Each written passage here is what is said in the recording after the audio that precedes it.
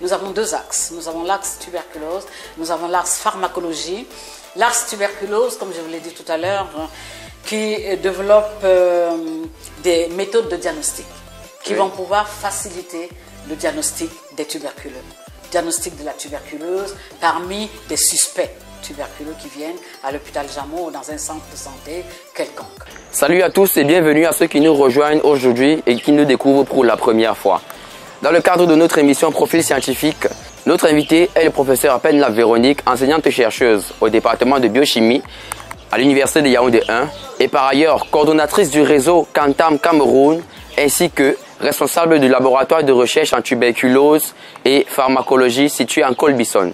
Suivez-nous pour ensemble découvrir son parcours et sa carrière.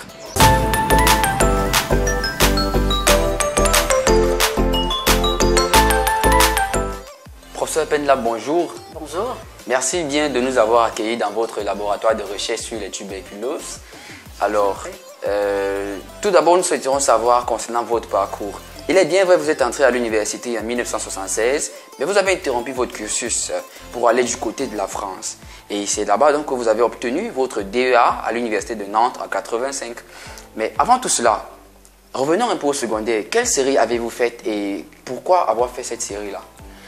J'ai fait la série D au collège Jeanne d'Arc de Konsamba. J'étais à l'internat de 70 à 76. L'année à laquelle j'ai eu mon bac D, je suis venue donc à l'université de Yaoundé en première année, inscrite. Pourquoi j'ai fait la série D? Parce que c'était la série qui me convenait le plus. J'étais beaucoup plus forte en sciences fondamentales, n'est-ce pas, qu'en maths et en physique. Et je me suis inscrite dans en première année, mais il s'est trouvé que autour de juin 1977, mon frère qui était déjà en France, Karam Michel, que vous devez connaître très bien, et qui jouait donc à Quimper, a donc voulu que je vienne le rejoindre en France. Il a donc voulu que j'interrompe mes études, que je vienne le rejoindre en France, et c'est ainsi que je me retrouve en France. Ah d'accord. Et concernant votre DEA que vous avez obtenu à l'université de Rennes, sur quoi cela portait? Surtout particulièrement pour le diplôme de doctorat. Voilà. Pour revenir à l'université de Rennes, je vais d'abord passer par Nantes. Je me suis inscrite en Nantes, à l'école, à l'unité, l'UEAR de médecine, odontologie et pharmacie. C'était en première année. Parce que mon père, qui était directeur de l'hôpital Aluchem de Melon, avait voulu faire de moi un médecin. Et mon frère avait décidé de faire de moi une pharmacienne. M'avait donc inscrite à cette UER à l'université de Nantes et je n'ai pas, pour les raisons de restriction, de quotas que l'on réservait aux étrangers, je n'ai pas pu passer l'étape de la présélection. Et je me suis donc retrouvée en deuxième année à la faculté des sciences, toujours de l'université de Nantes, où j'ai eu mon DEUG. Et ensuite, après mon DEUG, j'ai voulu faire de la biochimie. Et l'université de Nantes, à l'époque, n'avait pas de filière biochimique. C'est pour ça que je me retrouve à Rennes, où j'ai eu ma licence et j'ai eu ma maîtrise en biochimie. Oui. Et au-delà maintenant de la maîtrise, j'ai eu envie de retomber sur mes rêves, qui étaient toujours de travailler dans une industrie pharmaceutique.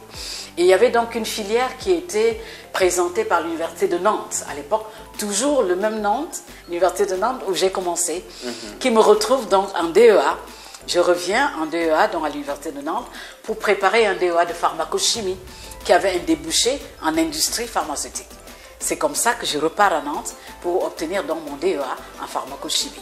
Après le DEA de pharmacochimie, je suis donc revenue à l'université de Rennes 1 pour poursuivre le doctorat à l'unité de recherche sur les anticancéreux qui se trouvait au CHU de Rennes, c'était à l'université de Rennes 1, dans le laboratoire de biologie cellulaire qui était dirigé par le professeur Moulinou, Jacques Philippe et Madame Catros.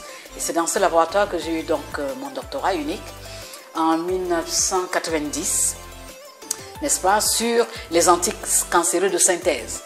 Et qui était un doctorat qui me donnait une possible débouchée vers les industries pharmaceutiques. Voilà.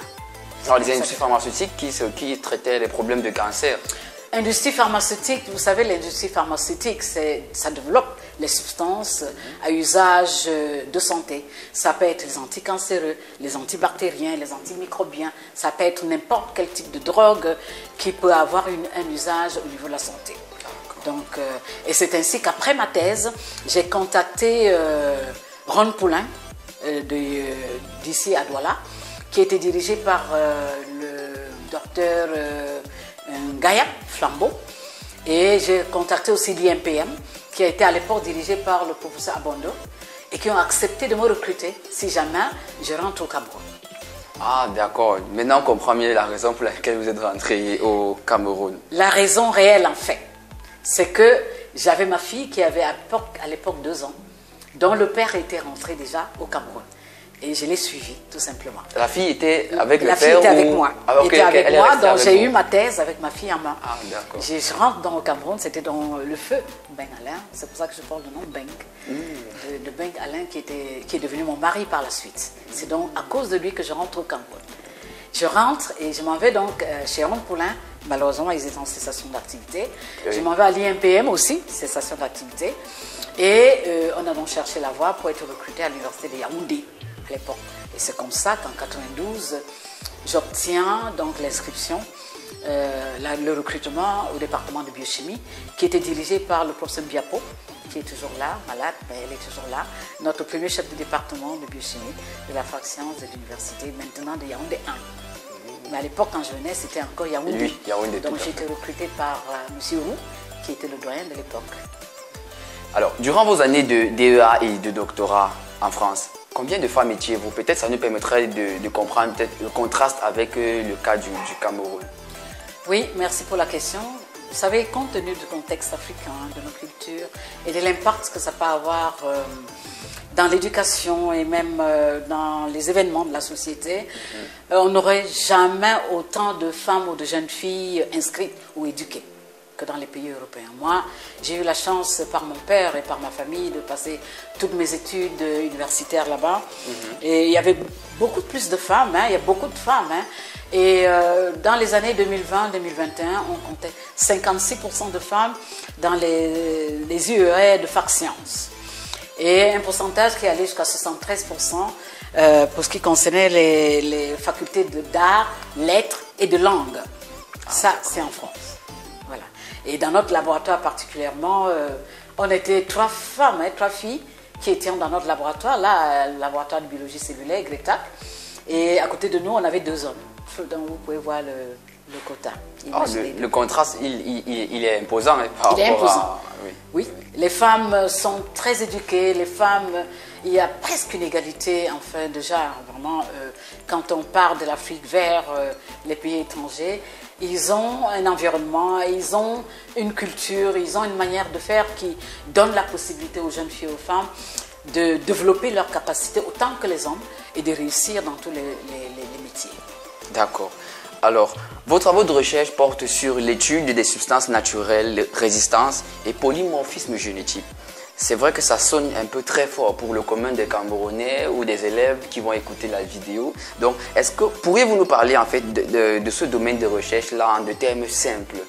Sur la base donc, du programme de recherche que nous avons établi donc, dans ce laboratoire, nous avons 2 axes. Nous avons l'axe tuberculose, nous avons l'axe pharmacologie. L'axe tuberculose, comme je vous l'ai dit tout à l'heure, qui développe des méthodes de diagnostic qui vont pouvoir faciliter le diagnostic des tuberculeux. Diagnostic de la tuberculose parmi des suspects tuberculeux qui viennent à l'hôpital Jameau ou dans un centre de santé quelconque.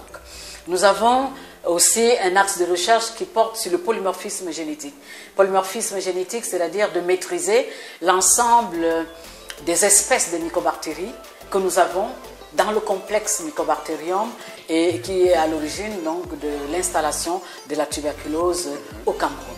Nous avons aussi un autre axe qui est de développer les empreintes génétiques dans toutes les régions du Cameroun, chez tous les tuberculeux, pour avoir une carte génomique et génotypique de toutes les souches que l'on retrouve au Cameroun, de manière de contrôler les transferts des souches et pour mieux contrôler la tuberculose et puis aider au meilleur contrôle de la tuberculose au Cameroun.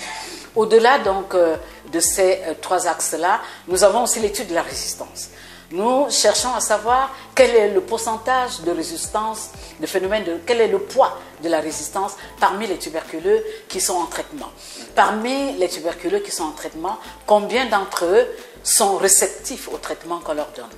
On essaie de comprendre aussi quel est le mécanisme qui commande les phénomènes de résistance que l'on peut dénoter ci et là chez certains patients qui subissent les mêmes protocoles thérapeutiques mais qui ne guérissent pas de la même manière que les autres qui sont plus sensibles. Et la recherche de la compréhension de ce mécanisme nous a amené à aller même jusqu'au séquençage des gènes des mycobactéries isolés à partir des spécimens cliniques pour connaître quelles sont les mutations qui pourraient être à l'origine de ces phénomènes de résistance-là et qui pourraient expliquer ces résistances et ces échecs thérapeutiques que l'on peut avoir ci et là chez certains patients.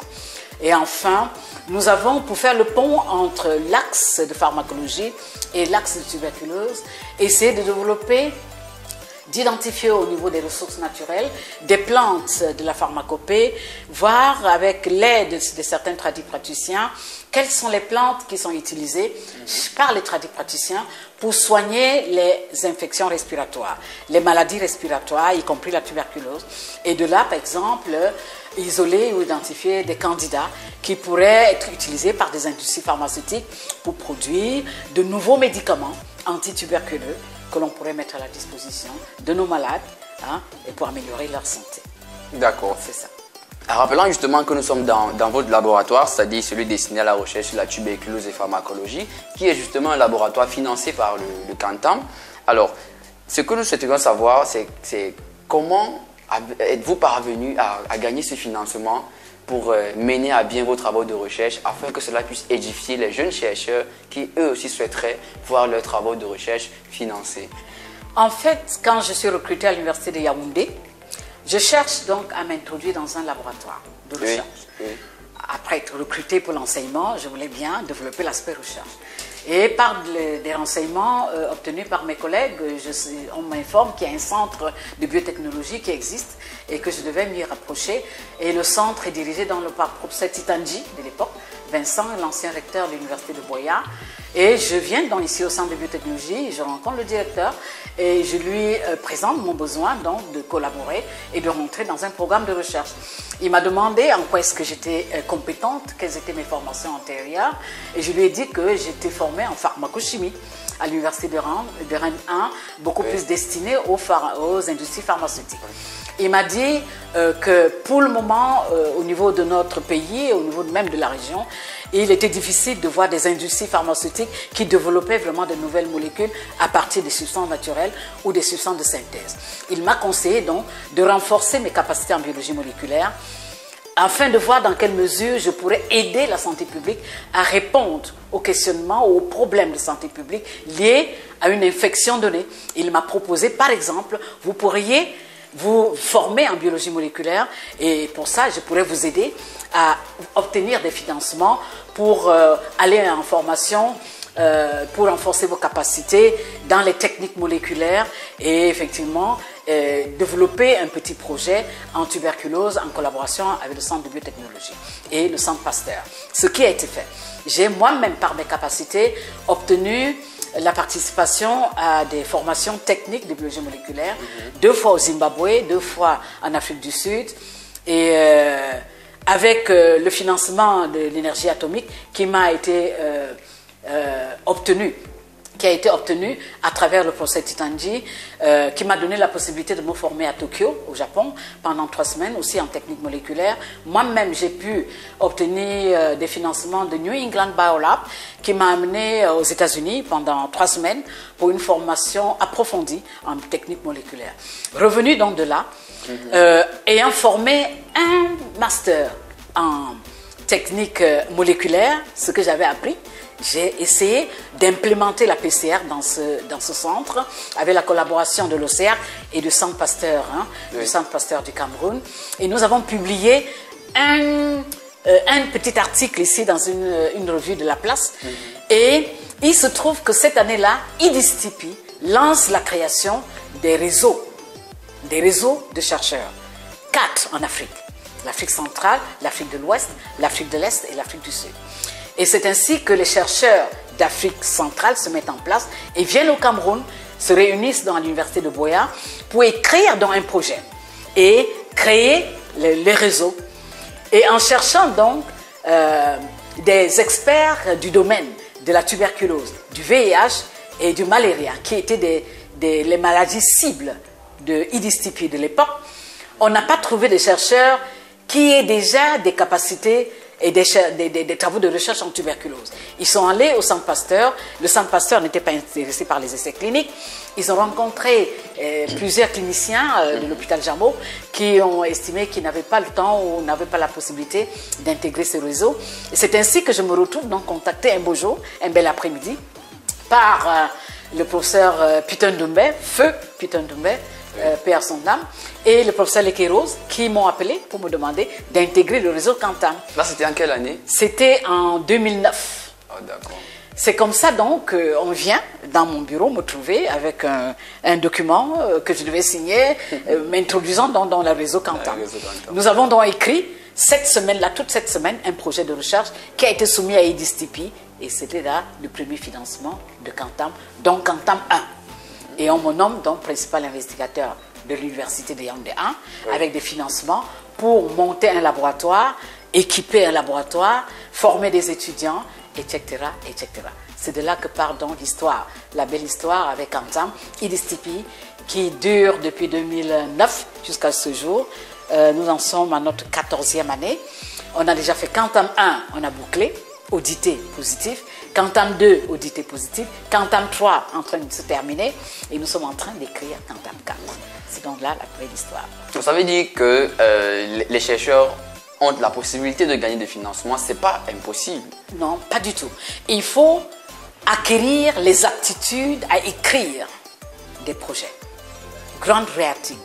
Vous devez maîtriser cette aptitude-là. Parce qu'il y a une manière d'écrire, de monter un projet qui vous donne la capacité de convaincre l'évaluateur. Ça suit une certaine méthodologie, ça respecte des exigences bien précises. Donc il faut suivre, donc c'est vraiment une formation à acquérir. Et une fois que vous avez cette formation, vous montez votre projet. Il y a des exigences en fonction des sponsors, oui, qui peuvent demander des partenaires européens ou africains qui vous demander des exigences en termes de maladies que je vous donne. Je suis prêt à financer votre projet, mais à condition que ça porte sur le malaria, à condition que ça porte sur le VIH. En fait, ça dépend des éléments de l'appel. Il faut que l'appel à projet vous donne tous les éléments clés dont vous allez vous servir pour monter le projet. Et le montage du projet, donc, obéit à une certaine structuration que l'on acquiert lors d'une formation de grand writing. D'accord, d'accord. Merci beaucoup. Il faut maîtriser l'anglais. Oui, oui, bien sûr, bien sûr. Après, tous les chercheurs maîtrisent une partie de l'anglais à travers la rédaction des articles et des livres. Ça aussi, voilà. Oui. Et en participant aussi au séminaire. Ça aussi. Alors, professeur Penlap, vous êtes auteur, co-auteur de près de 120 articles scientifiques. Pourriez-vous nous présenter en quelques mots certains résultats obtenus tout récemment grâce à votre équipe de recherche qui donne un avant-goût sur ce qui est vraiment fait sur le terrain pour le développement de la société? Je vous remercie de la question. À ce jour, nous en sommes à 160 environ. Et ces publications ont été faites à partir des résultats obtenus des deux axes. Beaucoup plus dans le deuxième axe, parce que l'axe tuberculose, c'est un axe qui est délicat. Mais là-dedans aussi, on a des publications environ une trentaine. Ce que nous avons apporté dans la communauté scientifique à partir des résultats obtenus du premier axe, l'axe de la tuberculose, c'est que nous avons pu implémenter la PCR, le Polymerase Chain Reaction, qu'on vous a démontré tout à l'heure, comme étant une méthode capable d'être implémentée dans notre environnement pour faciliter le diagnostic de la tuberculose dans les centres de santé. C'est fait. Si vous allez au centre Pasteur, vous allez voir, il y a la PCR un petit peu partout. Il y a les machines de PCR. Donc, quand vous arrivez dans les centres de diagnostic, vous avez le choix. Soit vous choisissez l'ancienne méthode et qui vous amènera à attendre 3 semaines pour avoir les résultats, ou vous payez un peu plus cher. On vous le fait par PCR, au bout de 3 jours, vous avez les résultats qui vous dit si vous êtes tuberculeux, oui ou non. Et si vous faites les deux ou l'un des deux? Vous pouvez faire les deux, vous pouvez faire l'un des deux. Comme ça dépend de votre poche. Okay. Ça ne c'est pas du tout le même prix. Nous avons réussi à élaborer la carte des empreintes génétiques, des mycobactéries qui sont à l'origine de la tuberculose. Nous avons réussi à détecter des mutations spécifiques à l'origine des phénomènes de résistance dans les spécimens des patients tuberculeux camerounais que nous avons publiés. Nous avons réussi aussi à identifier au niveau des ressources naturelles des candidats qui pourraient être développés en drogue antituberculeuse. Vous savez que ça prend plus de 15 ans pour une molécule de partir du terrain jusqu'à la pharmacie, comme vous le voyez. Plus de 15 ans. Parce que ça doit traverser les phases biologiques, cliniques, chimiques, précliniques, phase 1, phase 2, phase 3, phase 4, etc. Pour être vraiment adopté, validé, et pour qu'on puisse maintenant obtenir l'autorisation de mise sur le marché. Donc, nous avons quand même des candidats. Certains de nos étudiants ont eu leur thèse, ont eu leur master là-dessus, sur des plantes comme ça, que l'on a analysées du point de vue chimique, du point de vue biologique, pour leur potentiel à inhiber la croissance des mycobactéries qui sont à l'origine de la tuberculose. Donc, c'est un petit peu ça que nous apportons comme produit de nos recherches et que nous avons mis à la disposition de la science pour aider la santé publique à améliorer les stratégies pour mieux contrôler les différentes infections et puis améliorer la santé globale. Oui, tout à fait. Alors, si nous venons justement au nombre de thèses et masters que vous avez encadrés, à votre compteur, jusqu'à 2022, vous étiez à 105 masters ainsi que 20 thèses de doctorat. Alors, la question que nous souhaiterions savoir, c'est concernant l'aspect genre, c'est-à-dire sur les 20 thèses de doctorat, combien de femmes avez-vous encadrées? 5. Sur les 20, il y en a 5.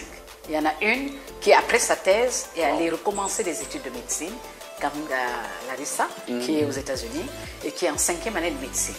Il y en a une autre qui est devenue pharmacienne déjà et qui est résidente en Belgique et qui est partie de mes mains aussi. Et il y en a une autre qui travaille dans un centre de recherche en maladies infectieuses aux États-Unis aussi. Ça, c'est Gaëlle. Nous avons une qui est à l'université de Bamenda et une autre qui est maître de conférence à l'université de Chang, Armel. Voilà les 5 femmes qui sont PhD et qui travaillent déjà. Et pour les masters, une trentaine de jeunes filles. Hein. Le pourcentage de filles augmente quand même au fur et à mesure que les années passent. On a encadré environ une trentaine de filles. Je ne pourrais pas dire le pourcentage global au niveau de l'université. J'ai les anciens statistiques, mais les statistiques récentes, il faudrait aller au ministère de l'Enseignement supérieur pour les avoir. Donc, ça veut dire, je crois que concernant les deux chiffres que vous avez donnés, ça pourrait tourner autour de 30-35%. Oui, quelque chose comme ça. Voilà. Mais ça veut dire qu'il y a beaucoup à faire parce que justement, le but de notre interview, de cette série d'interviews des femmes chercheuses, c'est de favoriser, de permettre à la jeune femme de plus s'intéresser à la recherche afin que d'ici peut-être 10 ans, nous ayons 50-50% de femmes condoms qui sont dans les laboratoires en train de bosser avec les encadreurs. Alors, ce que nous pourrions poser, c'est justement par rapport à ces 5 femmes-là, est-ce que vous éprouviez des mêmes difficultés qu'à encadrer des hommes où il y avait peut-être des petites spécificités qui étaient subtiles? Ouais, très subtiles, mais évidentes. Comme je vous l'ai dit tout à l'heure, ça, ce sont 2 femmes mariées. Chacune d'elles, elles sont mariées. Il y en a une là qui a même 3 enfants. C'est pas facile, compte tenu du contexte africain qui voudrait que c'est l'homme, que c'est le sexe masculin qui soit le plus boosté à l'activité, à la force, parce que c'est lui l'homme, il deviendra le chef de famille et le chef d'une multitude. Donc on a tendance à pousser beaucoup plus nos enfants, hommes, femmes, masculins, à aller plus loin. Mais de plus en plus, si vous avez regardé autour de vous, même au sein de nos familles, et les filles montent, les filles montent et montent en compétences et montent en qualité, et les parents aussi se rendent compte que ils ont tout à gagner aussi à encourager leurs jeunes filles à se concentrer dans la formation, dans l'éducation. Donc le contexte n'est pas le même, pas du tout le même. Elles ont des difficultés parce qu'il y a le mari, il faut demander la permission, il y a les enfants qu'il faut gérer. C'est pas facile, mais on y arrive toujours. Nous y sommes arrivés avec des enfants entre les mains, mariés aussi. Elles aussi vont y arriver, et c'est comme ça. Vous êtes motivés à les encadrer malgré bien sûr. Elles vont y arriver. Ok.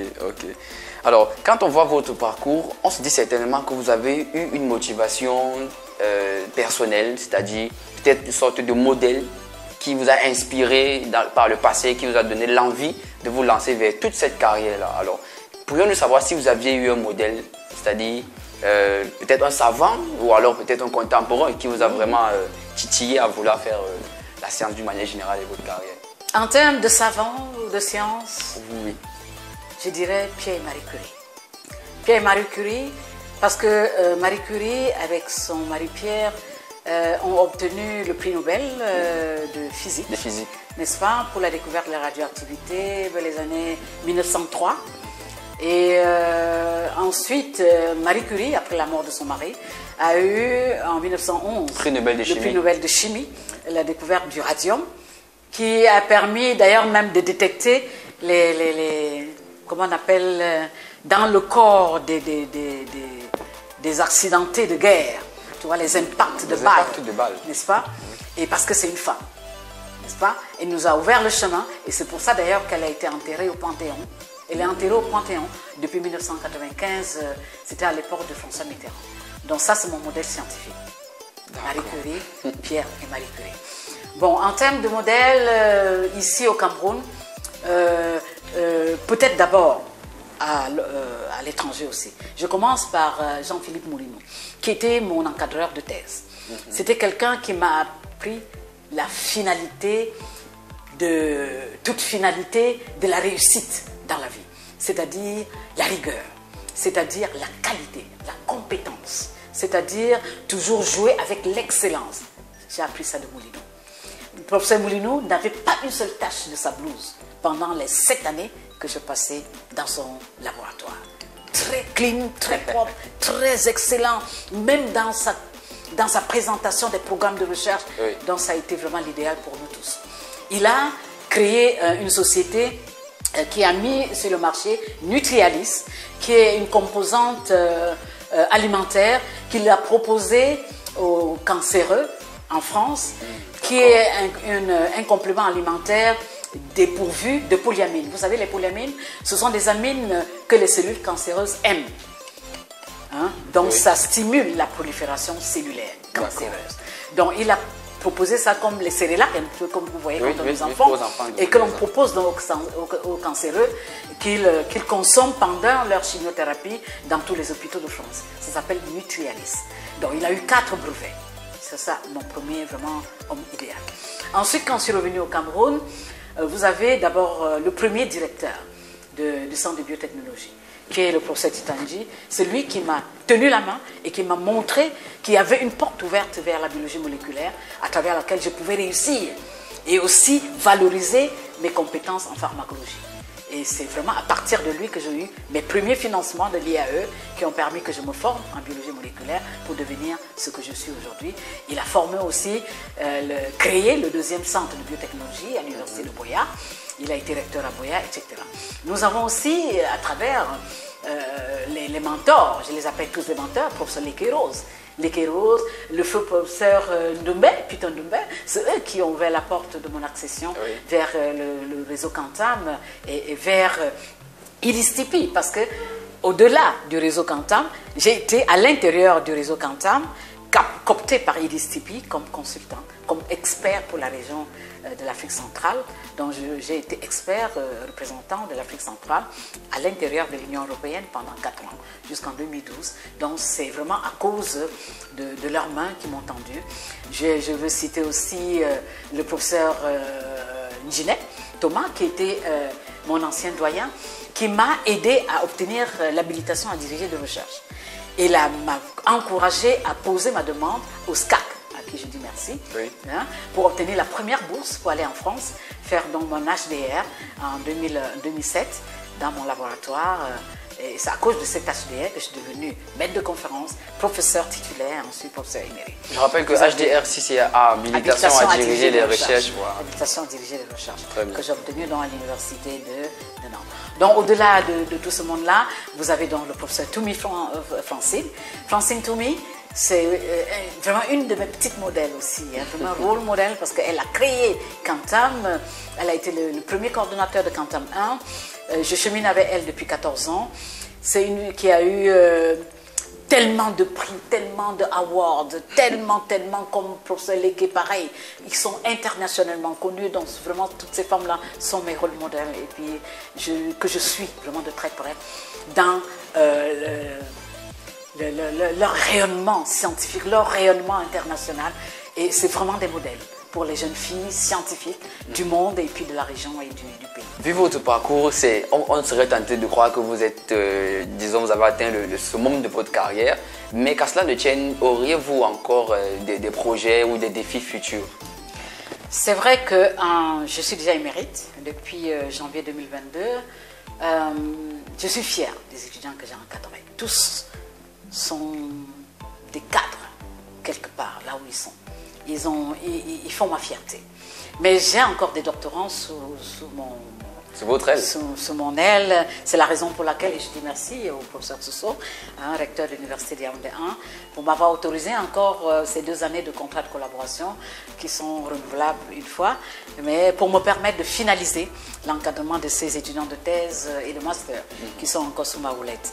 Ce que je veux dire, c'est j'aurais aimé vraiment imprégner, inculquer dans l'esprit des jeunes cet esprit de compétence, d'excellence, l'esprit du travail.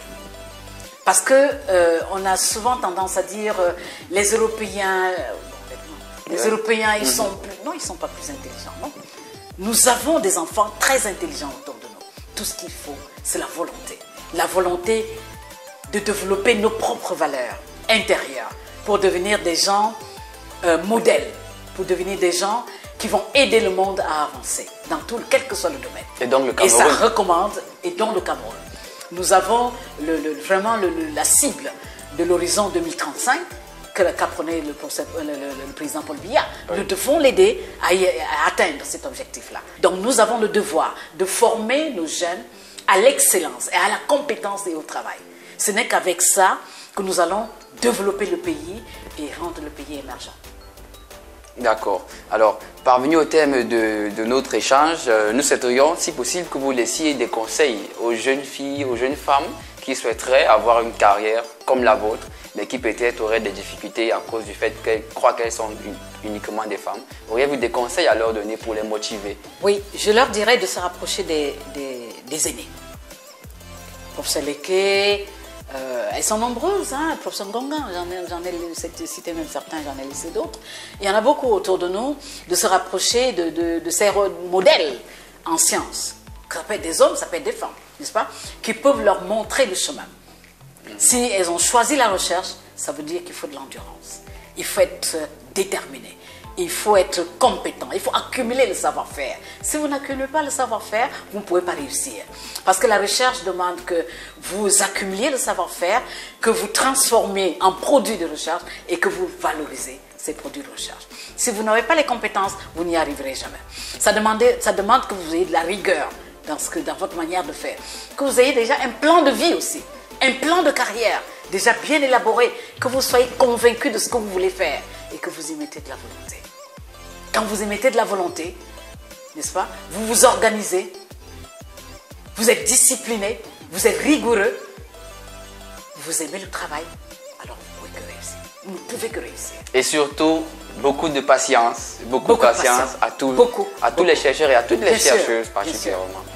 Sur ce, merci infiniment pour cette peine-là, pour nous avoir accueillis dans votre laboratoire et nous avoir accordé cette interview qui va marquer certainement les esprits scientifiques camerounais et peut-être dans l'au-delà. Surtout, n'hésitez pas à liker la vidéo, à partager autour de vous et à poser des questions. Pourquoi pas que nous pourrions à notre tour aussi poser au professeur Penlab. Si elle vous répond, vous n'avez qu'à laisser votre numéro de contact et nous allons vous rappeler. Allez, très bonne journée à vous et bonne fête de la science. Merci beaucoup.